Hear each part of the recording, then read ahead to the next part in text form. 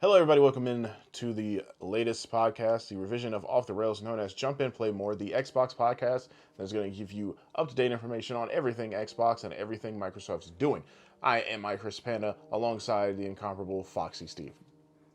Hello, everybody. How y'all doing out there? And how are you doing?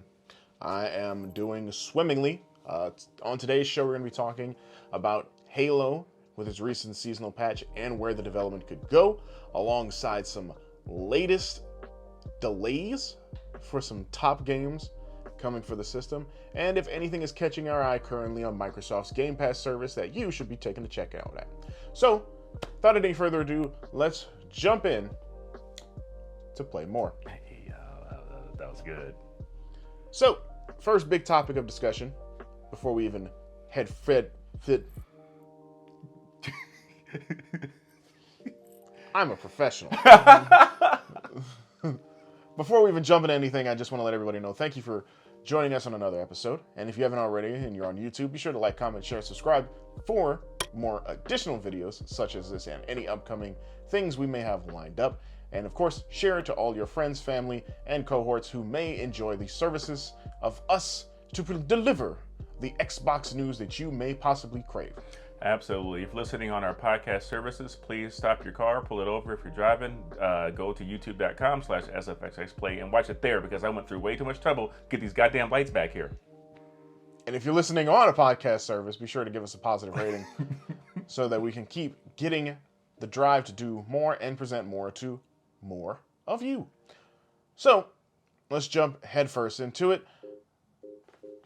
Halo. We need to talk about Halo. Halo Infinite released actually last year, 2021, I'm going to go with November. Was it November? I'm going with November just because that's when they gave the multiplayer out for free. The game's official release, as far as like the complete package, was in December, because it wasn't up for mini game of the year nominations because of its late release. That's right. And one of the biggest clout chasing I can't even think of the word for some reason. My brain just like fumbled through the sideline trying to get the right analogy for that. Essentially, what it was is that they were trying to tout how their multiplayer experiences reclaimed fame for hate. Oh yeah, I was about to say Fable. That's okay. They're bringing it back. They brought it back. You know what I'm saying? They brought back the multiplayer experience from the many years where 343 kind of not hitting the mark. Yeah, Halo 4 was kind of okay at best, if I could say. Halo 5 was a better, closer idea, but it was still a little rough around the edges. Halo Infinite feels the most Halo with the modernization of the other two entries, and people were really enjoying it. It was just a little lackluster. The season pass progression was not what people wanted at all. It made actually getting the items and progressing through it a nightmare. I never finished it, and I probably won't at this pace. And now we are just finally getting season 2, and that was four months ago. 4 months ago when that season started. Just now getting season 2. Season 2 delivers with one new big team battle mode. One new big team battle map, because the mode is not a big team battle mode. No, which I just I'm just flabbergasted.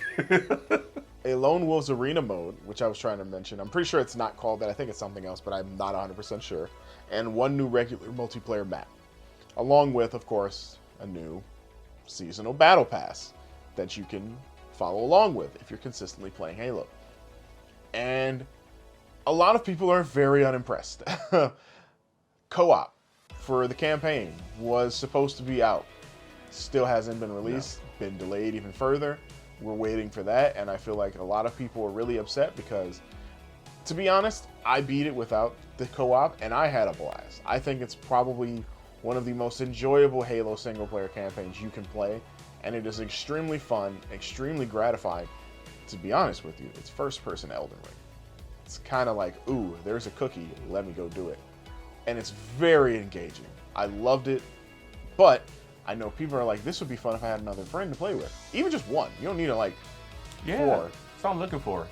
Another person would make that crazy chaos happen, and it'd be just as fun, and I understand.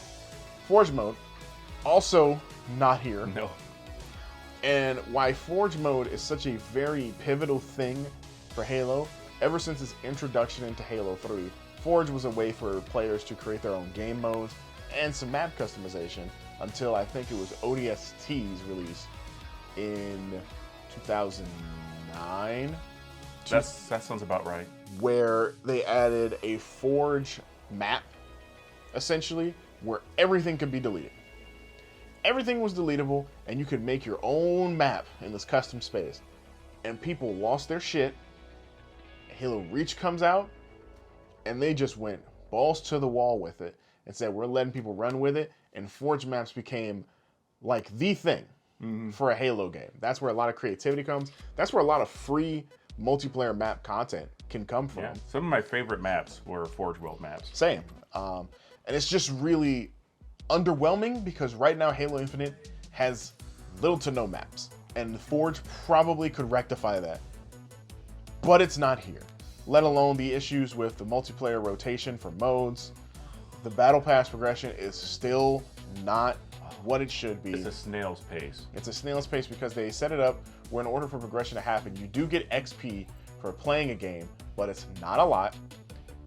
But they want you to complete challenges, which are some daily, some weekly, and it doesn't translate well to Halo because some of them force you to either play like the ranked match or to play Fiesta or SWAT and to do a specific objective in those modes instead of just naturally playing. Whereas on the opposite end of the spectrum as far as multiplayer shooters go, Call of Duty, which is now Activision Blizzard owned by Microsoft, they handle... It all comes together. They handle their Battle Pass system in as long as you're playing, you're getting XP for everything you do, and it's going towards the Battle Pass. Yeah. And it really stifles the want to play more Halo. Which is a shame. Like, this is the first time they really, like, they nailed the multiplayer, right? They nailed the feel of the game. They nailed the campaign, besides it not being co-op. Yeah, they nailed it in quite a long time, really. Yeah.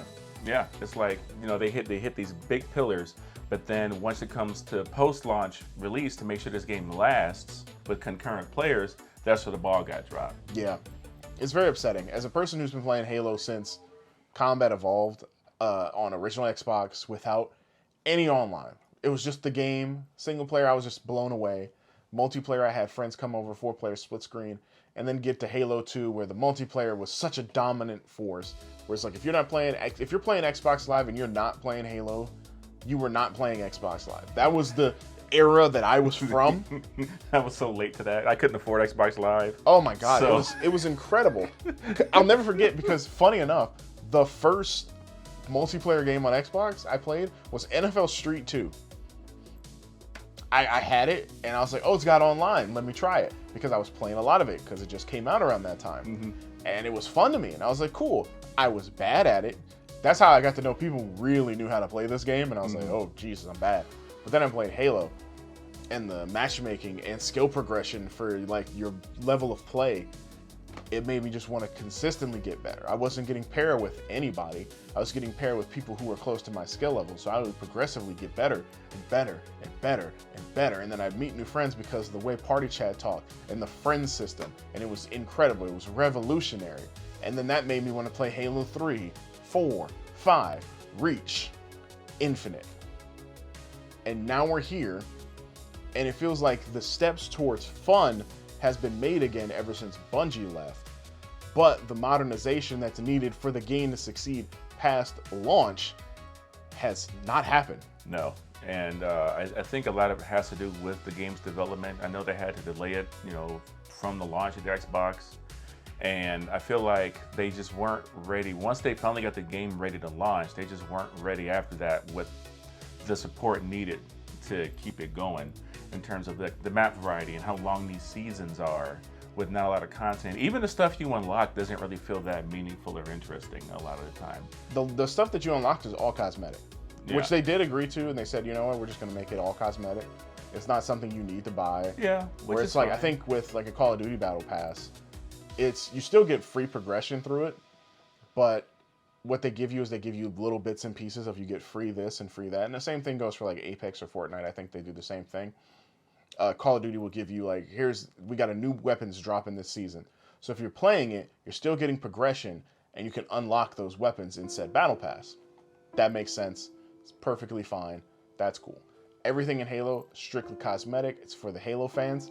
I'm fine with that too, to be completely honest. If you're spending $10 and you're getting weird little cosmetic items, I'm fine with that. I have never been a fan of locking behind colors for your Spartan, which really annoys me. Armor pieces is fine. I like the Reach's unlock system, where you got XP and then you can go into the store and spend the amount of XP. Oh, and what you want, yeah. I feel like they could have just done that and then had limited items up for actual money to pay for, which they do now, tied with the battle pass, and that's perfectly fine. It's just I feel the like seasonal progression, man. It's really bad. I feel like what you unlock for how slow you can unlock things isn't. It's just like, you unlock like a little side pouch or something. I'm like, I just played so many matches to get this little side pouch. Like what the cosmetics aren't compelling to me a lot of the time. Yeah. For the amount of time you have to put in to the season, like. There's so many other games that can pull your attention away, like the new Warzone stuff with Godzilla and King Kong, and what Apex is doing in Fortnite, that they really got to have some truly compelling stuff to make you want to stick with Halo and put that much time into, because it's a grind in that game. It's a lot. It feels like a grind, and it shouldn't. I think I've put in, strictly multiplayer-wise, maybe 20 hours, and I think I got to level 30 in the battle pass, maybe around that, and that is completely unacceptable. Call of Duty, on the other hand, if I'm dropping 30 hours in the gameplay mode in the Warzone, I'm probably hitting like level 50, level 60. Not to mention you're probably getting double XP tokens and stuff like that to make it go faster. There's the weekend events they do to make it go faster. And they give you like double XP things in the Halo Infinite Battle Pass as well. But I think it's not for a time limit. I think it's for matches. I may be wrong. You'd have to quote me. I haven't checked. I haven't used it in a while. But it is not. It still doesn't help the fact because the XP is 100 XP per match finish. So double XP of that is just 200. Now, if you complete a goal, then the XP goes up. But say the goal, and this is just a mediocre goal for anybody playing. Say the goal is you need to get 10 kills in a Team Slayer match. You're like, cool. Cool, yeah, that's fine. That's a simple task. You get paired with the sweatiest teammates on planet Earth. Yeah, you can. And you're like, damn, I ain't even seeing these people, and they're dropping kills. You get 9 kills. You get 9 kills. You don't get the thing done. You're like, okay, because they want you to do it in one match. This is the type of stuff that they want you to do. Yeah, no, they don't let you do it over time, over a series of matches. Yeah, it's like especially when they add in having to do things in Fiesta. When you have to do specific things in Fiesta, a mode that is random as hell. Yeah, it was very jarring. I remember they were like, yeah, you got to get, you had to get Pink Fury like 5 times in one match, which means you had to get the Needler rifle to show up randomly from the match. But if you're playing Team Slayer, you only have so many lives to live or die in order to get your weapon. Let alone the fact that the Needler runs out of ammo really quickly to get the Pink Fury medal. So, you have to have luck on your side. Not to mention that because it's Fiesta and everything is random, the enemy team could have rocket launchers, and you may not even be able to get it. And it's just like, why am I doing this? It's pure chaos. It's nothing but pure chaos, and you're just stuck. It's so frustrating. It makes me not want to play it. It makes me not want to play it, and that's even more frustrating because I'm always in the mood to play some good Halo. But then when I think of the progression part of it, I'm like, ugh. And then I think of the map variety, which then I'm just ugh. And then I tried playing Last Spartan Standing mode a few times. That's what it's called. Thank you. Yeah, that's the mode. And it's like don't call it a battle royale, but towards the end there does become a circle. You have limited lives. So what happens is it's kind of a cross between Gun Game from Black Ops and like a battle royale. So there's you and 11 other players, and as you kill a player, you get XP, and you level up. And when you level up, you get a better gun. And you have up to 5 times you can die in the match. And then once it gets down to the final players, then the circle comes in. And I don't know. I haven't felt very engaged playing it. Maybe I need to play the maps more. The maps feel like they could support more players than what's there. Like 12 players, I feel like it doesn't seem to be enough. You don't come across a lot of people right away, but then once you do, you're getting double teamed. And I don't know. I just haven't really felt the fun in this mode that I've gotten from like traditional Battle Royale modes. Now, I believe there is rumor that they are working on a more traditional Battle Royale mode for later. But at least for now, Last Spartan Standing isn't hitting for me. Yeah.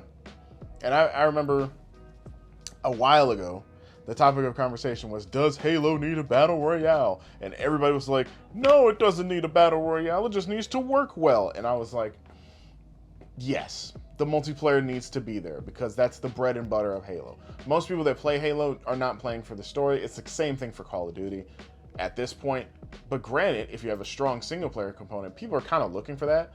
And this one had it in spades. So I don't know how many people, I would need a statistical like line of information, just a spreadsheet to say this is how many players we had play the single player, how many hours were spent, how many actually finished it, how many skulls were used, yada, yada, yada. Because I think the single player in Halo Infinite is fantastic. Yeah, it's been really well received. I haven't really played it yet because I was waiting for co-op because that's the only way I've played every Halo story is with co-op. And I was waiting for that, but it got delayed, so now I'm like, I guess I'm probably just going to play it before that happens at some point. And you'll have fun. You will. I'm not gonna try and like say, oh, well, okay, you should have done it when I said do it. You should have. I should have. I definitely should have, but you know. But you're like, oh wait, and now you're gonna keep waiting. And I think given when it came out, it'd be on this year's Game of the Year conversations. Granted, it's not gonna. For maybe shooter, it might have some traction, but at the very least, the thing that has killed me was that when they were talking about having a BR mode for Halo Infinite, I was like, yes. I was one of the very strong people that said that Halo Infinite could benefit probably the most from having a Battle Royale mode. Not because it needs it. I don't think the Halo franchise needed it, because the setting just kind of feels perfect for it. Yeah, I mean, with all the maps, the big team maps, you know, you just expand those maps out further. You already got vehicles and stuff like that. They have all the mechanics in play to make a Battle Royale mode. They don't really have to add in a whole lot of new coding. Granted, I don't know much about how video games are made. I know they're hard to make. I wouldn't have even done like a big team map. They could do a new map, but they could take off a chunk of the Halo Infinite map and make it into a BR, and that would be perfectly fine. I don't think that's the best decision, but I think the groundwork is there. There's a lot of like verticality, there's a lot of cover area, the weapon variety is interesting. I'd even find it more interesting if instead of having like a 100-player brawl, you have like a 50-player brawl, and dispersed within the map are like, and they tried this with Halo Guardians, you have little sub pockets of like NPC enemies, and there's like a boss character that's there. And if you kill the boss character, you get the boss weapon, which is, spoiler alert, a thing that can happen in Halo Infinite. There are like little bosses, and they have boss variety weapons, which are like your normal weapons, but they have an extra flair to it. Okay. And it's really cool because you kind of want that shit. It's like, oh, damn, this weapon that I hated is now kind of badass.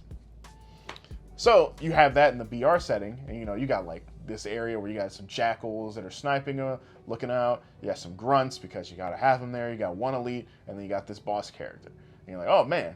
And it's littered around the map are like your normal weapons, your BR, your assault rifle, your pistol. Everybody starts out with like a normal pistol. I'd probably do plasma, because if you give everybody a base UNSC pistol, that's all you need. Nobody's gonna care. Yep, that's probably why you don't get one in this Last Spartan Standing mode. It's too good. It's good. But you give people at least a weapon that if they came into combat, it would make for an interesting combat scenario. You limit the vehicles to a certain headspace in the map. You can have your ground vehicles.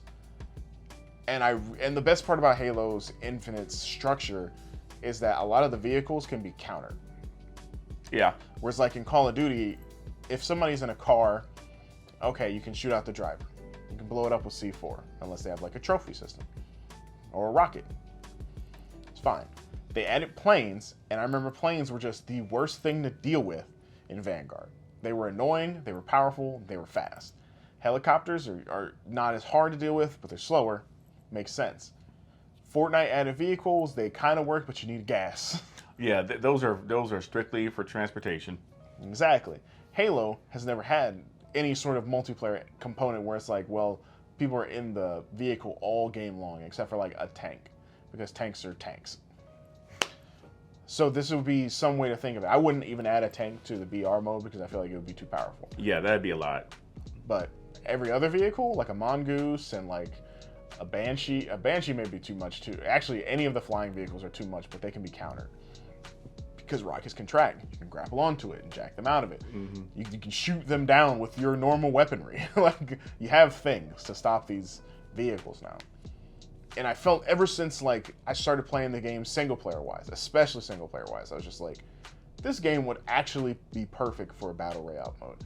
And it would get more people playing it, because this was around the time that Halo Infinite multiplayer had been out for about a month. People were like, it's great, it's awesome, but the battle pass sucks ass and it's so hard. And you could see that people's interest started to wane heavily. And the BR was never even announced, never even talked of. It was just kind of like people were assuming that they needed one. And if a BR was there, even announced, people would be like, okay, cool. Maybe I'll come back to it.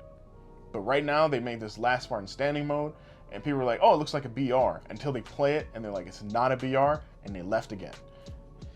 It puts Halo into this really shitty situation. And the worst part of it is, it really makes you wonder, what is the rest of Microsoft's shooter gallery going to look like moving forward? Yeah, I mean, if you think about it, they're probably they're pretty much the house of shooters at this point. Mm-hmm. I mean, they pretty much own every major shooter. So I'm not really concerned about it outside of Halo, because they have Overwatch as of now.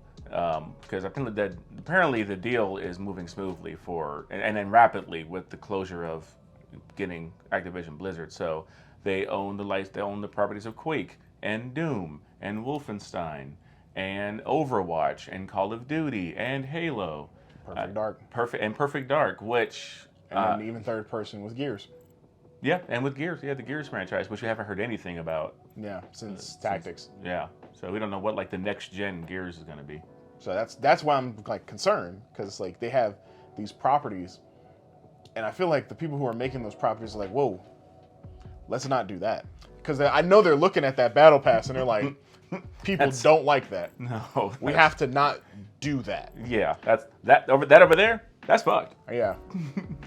And it's not to just completely trash on 343, because in a lot of ways they hit it out the park finally. And making games is hard. I understand all that. They had a lot to do to make this game come out and be done right. But with all that being said, if they want people to keep playing the game, they gotta have some kind of stuff planned in the future, or some kind of pivot. At least the nice thing with the live structure the games are at now, a game that's in a lull, if it's done right, can come back from it. Yeah. It can be reinvented. It can be a total 180. And thankfully, you've seen it with a lot of Microsoft games. The one that always pops in my mind is Sea of Thieves.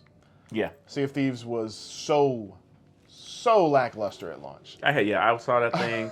I had such little interest in trying it, and I think I installed it and played it a bit, and I'm like, there was like nothing in this game. I didn't, because I don't really care for the pirate theme in the first place. Well, I cared until I found out it was first person.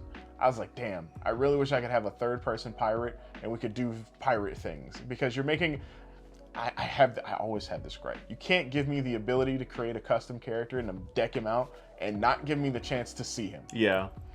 And in Sea of Thieves, the only way you're seeing yourself is if you're in like a mirror, and it's usually a dirty mirror. It's usually a Bobby Brown mirror. And I can't have that. A Bobby Brown mirror. Wow. I don't want that. I really don't. I want to have like the ability to be like Cyberpunk. Like, I was really like, yo, this is a really cool character editor. You're even fucking editing the dick And then I find out there's no point to that. You're just looking at a fucking dick in the beginning because hell, if you're gonna actually see that goddamn dick. Yeah, I mean, you could probably see the dick in photo mode. Who cares, man?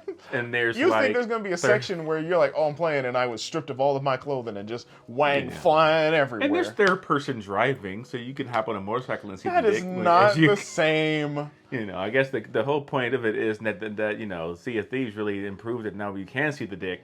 No, you can't. It's not true. You can't see all the meat and potatoes. You can't see the dick. That's all we're looking for, Devs. Just show me the dick. Show us the dick. Show me the dick. You show me some dick, and then I'm just ready. That's why Grand Theft Auto, what was it, Ballad of Gay Tony succeeded. It was dick in that. There was dick in 4. There was just regular. Brucey's dick. Yes. I was like, whose dick was in 4? That was the first. That was the first dick. That was the first dick I saw. That was the first dick I saw in the video game. I was like, wow, we're just doing that now. Which, I mean, fine, you had titties before, and if you want the true equality, if I'm seeing tits over there, I better see some dick over there. I guess, yeah.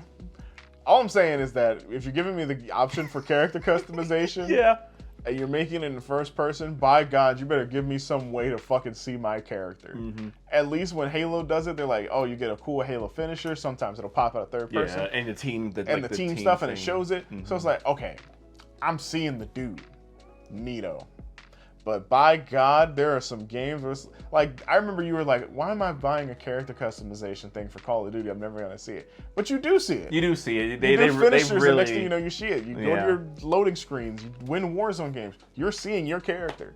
There is something to be said where it's like, if you're going to be a first-person shooter and you're making people have these aesthetics, by God, let me see myself. And that was my biggest thing with Sea of Thieves, and I was like, let me see myself. And it was like, no. And I was like, well, you're not seeing my money. I was like, good day. And they're like, but we've got pirate. Good day. I said good day to you. Sea Santies, good day. Clow. I will say that now that they've added all this content to it, I really want to try it. It's a much better game. I know people who have played it, and they've had a good time. Mm-hmm. Like, it's the same thing with like No Man's Sky. No Man's Sky fucking blew up. They actually just needed the time. They were so busy worried about the competitors trying to like boost their ego up, like, it's good, put it out and people buy.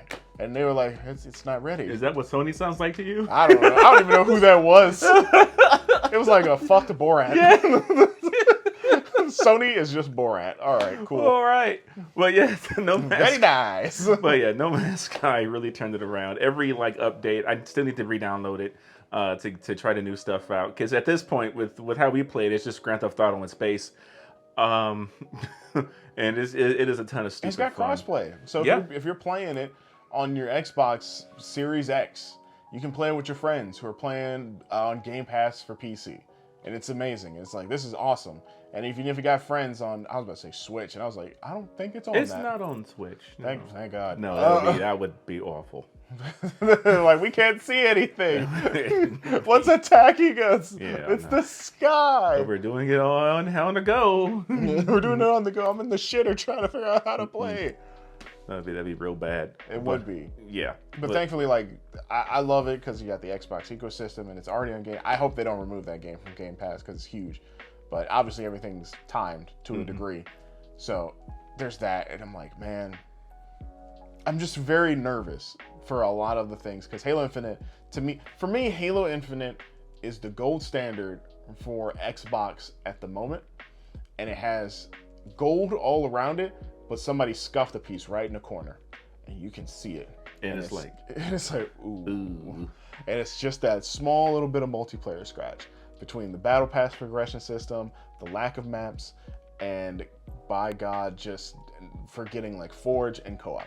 And it's a small scratch on an otherwise fantastic product. Like, it's definitely, it's still a must play. Like, I think it's a must play game for anybody who has an Xbox. Easily. You know? Easily. That's like saying, oh man, I like racing car games. I like race games. And you don't play the new Forza. Yeah, that's a must play. That's that. I think Forza is the gold standard for Xbox. It's like if you were, even if you're like, you know what, I'm really into ants. Yeah. And you don't play, I was about to say Underground. Oh, Grounded? Grounded. I meant to large spiders. I meant to large bugs. I loved Honey, I Shrunk the Kids. and I have not heard of this game called Grounded. Oh, by God, sir, step the fuck back. We got something for you. He's like, oh, I can't believe it. Look at that big ass spider. Oh, that's not in the game. That's in the room. No, I'm in Australia. Where'd the dog go? Yeah, I think it'd be interesting to see where Halo Infinite is a year from now. Yeah, and I mean, like I said, there's still Perfect Dark on the way. Which I'm very concerned about. Always. I'm always concerned with whatever they have. That thing has had some development woes.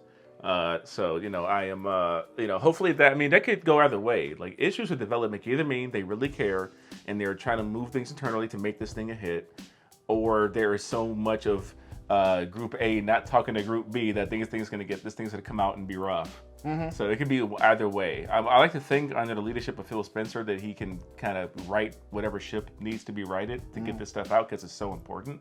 Yeah. Especially when things like we were supposed to see. Well, this kind of dovetail right to the next topic, doesn't it? I guess, sure. Starfield, and that being delayed. That was supposed to be their biggest game this year. Like besides Elden Ring. People were like, that's game of the year. That's game of the year. And then people were, Starfield was kind of hovering around that conversation. But now that being pushed to next year, it's like, oh, well, Elden Ring's definitely going to be game of the year. Even with God of War Ragnarok still on the horizon, nobody believes anything's going to top. It's funny, and obviously this is an Xbox focused podcast now. I was going through Twitter, and people were like, what's your game of the year so far? And I only saw 2 games, really. There was like a couple indie games, and I was like, oh, this is neat, never heard of this. But it was like, Elden Ring. Are you stupid? Elden Ring. Are you blind? And then they were like, Horizon Zero Dawn. Nothing better. Nothing better. And I was like, those people ain't play Elden Ring. And that was the only thing I could think of. Like, these people ain't play Elden Ring. There is something to be said for the people of the world who prefer a more traditional checklist style open world, Greg Miller. And people who like Elden Ring. Everybody else. and as I was reading it, and there was one comment that stuck out to me, and it was just perfect for this show. He was like, well, whatever it is, it ain't on Xbox. Can you shit on here? That is the biggest problem right now. Is I was like, there is things on it. There's Elden Ring. There's the Elden Ring. That's not exclusive, but it's on there. You can play it. You can play it on your Xbox. You can play it on your Xbox. The biggest issue Microsoft has right now with Xbox is that there are no real AAA exclusives this year. Yeah. And that is kind of sad. It's like there's all this potential for the future that we've got with all these games that they're announcing and all these studios they're acquiring. It's all potential. It's like, oh man, this is exciting. When this stuff hits, it's gonna be great. But unless Microsoft does have something coming this year. And they just haven't even given us the information yet. And they're like, yeah, that's crazy. Next month. And then next month, they're going to be like, hey, June here's 10th. boom, boom, boom, blank, blankety, blank, blank. And people are like, wow, that looks really cool. Comes out this fall. They're like, oh, and the socks they're like sitting on the floor, feet planted firmly. Socks just get ripped off and go to the moon. My question is, what is blow that? their socks right off. Okay, a blow socks off kind of game, right? My question is, what does that look like then? What game is that? Since we know it's not Starfield or Redfall or, maybe the Forza game. Well, what would you think it would be? I mean, okay, pie in the sky for me would be Fable, but I don't think Fable's coming this year. No, they haven't said shit about Fable. Exactly. Pie in the sky for me, bring back Chaos. That'll never be a game of the year, but it's that'd be my game. It'd be cool though. I mean, I could totally see them bringing back Killer Instinct, but it's not going to be. It's going to make the FGC. That's the FCC. I watch Critical Role, and there's a character called FCG, and now I'm just whatever. FGC. That'll make them go boo, and make us go boo. Yeah, but it's not going to make everybody else go. No, they're going to be like, yay. Yeah. I like combo. But yeah, Ultra. Woo. I don't know. I don't think there's anything. It would literally have to be something people did not expect. Yeah. And then they see it and they play it and they're like, this is the best thing ever. I'm thinking either new IP or, I don't know. I want to say Gear 6, but. If they announced a Gear 6, it would get announced, but it wouldn't be out this year. I feel like they want to do that They want the biggest games to be announced to get enough interest for people to buy more systems, which they're already doing a good job of right now anyway. But they want people to buy more so that they can prepare them when these games drop, so they can have special editions. So they can have their special Elite controllers. So they can have their special Series X consoles. So they can have their fancy headsets. Give me an Elite 3. So $200. I feel like the only thing, I feel like as far as a game goes, yeah, like between Redfall and Starfield not coming out this year, it kind of puts a damper on what people would expect for Xbox, but people should be happy. People should be happy. Not because they don't have anything to play, because they do have things to play. Thankfully, Xbox is giving people a very good reason to play. The very best deal in gaming. Game Pass is giving them people at least a very good reason to play. I made this prediction on Off the Rails that I would not be surprised that if maybe halfway into the year, maybe almost near the tail end, they're like, Elden Ring's coming to Game Pass. Dude. They're just like, we got money. Take it. Just put it on Game Pass for fucking 4 or 5 months. We don't care. Just put it on there. And they'd be like, sure, whatever. And they'd do it. And you know what? More people would play it. And then they would get more people to understand why it's so goddamn good. And why it's such a pivotal movement for video games as a whole. Yeah. Fable's gonna be like Elden Ring. And probably I could see that having an open it's gotta have an open gameplay style. It's not gonna be how it was. I mean, it was kind of open before, but not really. It was open, but you had to unlock bits to make it more open. Mm-hmm. It was more like Grand Theft Auto, where it's like, oh, you can go around this hub, but until you complete mission 37, mm-hmm. you can't cross that bridge because police are right there. Exactly. And the Fable is like, you can't cross the Knight's corridor because there's a dragon on the other side, and you have to fuck your wife, and you've got to fuck her in the ass, right in the ass, and then burn the village and build a whorehouse. Okay, so then honestly, to be completely honest, that's probably my biggest fear with the idea that I just presented now is that the principles of Fable are so big and open that making it like Elden Ring would be a little bit crazy. A true Molyneux dream come true. He would he would that man would lose so many children. I'm not a liar anymore. It's finally real. You can do here, and it affects person A on other side of planet B. I'm like, oh, sweet God, this man. He's like, I finally came full circle. It just took 20 years. It took me forever, but by God, I've got it. I can die in peace. Oh boy. He goes to space, down his home planet. Oh my God. But because I love the idea of Fable being like Elden Ring. Yeah, I mean, at this point, I don't want to play another open world game that's not like Elden Ring. Yeah. I mean, I've got like Horizon Zero Dawn on my PC finally, and I'm like, I mean, I'm gonna play it. I love it. I'm gonna play it. Like I will say, like God of War, I'm looking forward to. I know this is not a PlayStation podcast, but I think the narrative experience will be there. Yeah, in terms of open world games, that kind of deal. But as far as Elden Ring goes, like the narrative is kind of there because you're also creating your own narrative with the experiences you have. Yeah, you're making your own damn adventures. Pretty much. And I feel like that's why Fable would fit, because Fable has the driven narrative, but a lot of it's kind of just loosely based around what happened to you. Yeah.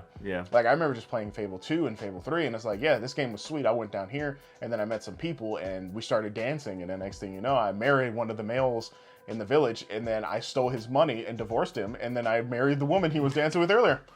That just happens in Fable, and it's awesome. Now imagine that in a bigger grand And those games are old. Yeah. And you could do that. It was crazy, and then you get to like the new Fable, and you could have separate little pockets of villages, and you're like, oh, I'm trying to rule over the land, but in order to do so, I have to go to each village and really bolster up my credibility. So you're like traveling, you're defeating big enemies that are nearby that the villagers are like, oh, we have this problem with a dragon. He's been stealing all of our gold, and it's been making us really poor. So, in Fable fashion, this is conceptualized in my head, by the way, folks. You go and you defeat the dragon nearby. You now have access to all his gold. Mm-hmm. Do you, A, give it back to the village, B, pocket the money for yourself, or C, take the money, split it, and then build up into the village for your own wealth and gain for more, while people look down on you as a result. And then each of those can have their own branching like story paths or do whatever. The ideas behind that would be so amazing. and then take that, and people could look at you one way in one village, and then you go across, and people would hate you in another village because of your actions that you would make. Yeah. Just imagine it's like Elden Ring, but funny. Yeah, it would be awesome. I'm hoping that whoever is developing Fable right now, I was about to say turn 10. Give us playground. Thank you. I was like, I knew I was somewhere in that realm. One of them racing people. One of them car folk. One of them car people.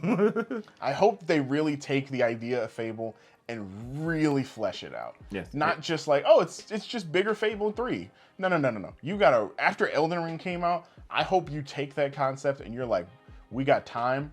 We really need to hit the hammer. Yeah. And then pay us, you know what I'm saying, for the idea. You know, I'm sign just check saying. to Foxxy Steve, iChrisPanda, I'm to just SFL saying. Let's Play. You know, jump in, play more. But the whole if that all that has to be on the check, and the check has to be this big. It's gonna be a big check. Literally a large sized check. And I want Peter Molyneux to come down from his space rocket and present it to us. I've came back with the presentational ideas. But thankfully, like, Fable is so far gone, potentially. Yeah, I mean, you don't know until June, basically, if they're going to mention it, give it a date. You know, will it be this year, next year, 2 years from now? I think we'll probably see Perfect Dark before we see Fable. Yeah, and we just need something. Yeah, as Xbox, like the guy said, he was like, there's nothing for it, but there is stuff for it. It's just, it's not, I understand where you're coming from. It's not what he's trying. You're not getting those new boutique AAA experiences you're seeing that hit PS5 every few months. Yeah, like, but luckily, I mean, thankfully, this is only the second year. Oh yeah, it's got plenty of gas the left in the Xbox tank. Series X consoles. You know, this is Mark Henry in the salmon soup. He's got plenty of gas in the tank. Yeah, we are still gearing up, and I mean, not to knock any of the competitors, PlayStation's doing the same. Xbox has been making moves, financial gain moves to develop their brand even further so that more people can play more quality titles on their system. And that's what most of the people who are buying these systems looking forward to. Yeah, like, dude, like if more people understand what the ecosystem is like on Xbox, like when I'm playing Psychonauts 2 on Game Pass, right? I'm like, this game is dope. I first streamed it on the Xbox system just to try it out, installed it, played it there. Then I could go home, play it on PC Game Pass because of cross save. Then I played it on my phone because of cloud gaming there with a controller. And I'm like, this is all the same save file carries over seamlessly. And I'm like, and you don't even need Xbox like Gold to have cloud saves. It's just inherently done on the system. Yeah, you don't have to pay a certain subscription fee in order to get your saves to go to a cloud in the off chance that something may happen. And then once you do pay that fee, you have to manually do it yourself. Who would think? Woo! But I thought with PS5 they would update that shit so you wouldn't have to do that. Anyway. Oh dear. I digress.